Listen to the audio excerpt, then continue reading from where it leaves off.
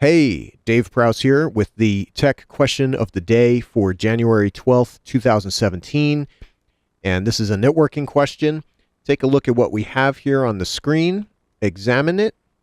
The question is this: what command and option was issued here?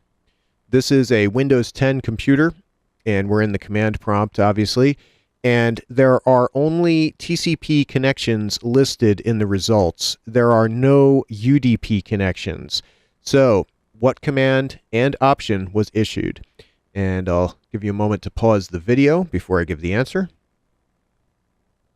And so the command that was issued here is netstat-n. The command is netstat. The option is -n, which effectively means that we're going to show the information numerically, n for numerical. And so the netstat command shows connections to systems. And what you're really interested in is the foreign systems, the remote systems. And so, for example, here we have our local computer, and we've got the the local loopback address 127.0.0.1, which does actually make connections to itself. But that's kind of another lesson altogether. What I'm interested in here is the actual IP address that we're using for IP version 4. And for this local system, it's 192.168.0.202. Then you see the port number used for each connection going outbound. And these are dynamically assigned.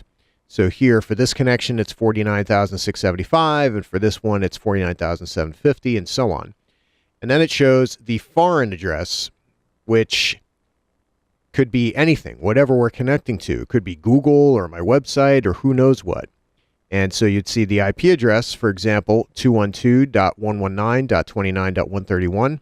And again, the port. Now that is the inbound port for that computer, and most likely a server. And in this case for here, it's 443, that's HTTPS. And over here we see port 80, just regular HTTP. And then you might see other connections as well, depending on what you are connecting to. On the outbound side, on your computer, all of these ports are generally dynamically assigned. And they're picked from a high range, from the port assignment range, and dynamically assigned by Windows. So, you really don't have to worry about that. But these ports, these are static. These are set up at the server. This is what the server is set to, port 80 to accept connections, or port 443 to accept secure connections. And then you see the state and the state of the connection. All these are established. This has been timed out. It's in a time wait status. And then it could be disconnected and so on. So this is the netstat-n command. And again, this only shows TCP connections. So only connection oriented, and that's usually what I'm concerned with. But if you wanted to show TCP and UDP, you would do the -an option. And just -a by itself would show the information, but it wouldn't be numerical. It would show it with the actual names of the computers. I'm always interested in the numerical fashion. I want to see the IP addresses and the ports. So that's the way I'm usually going to do that.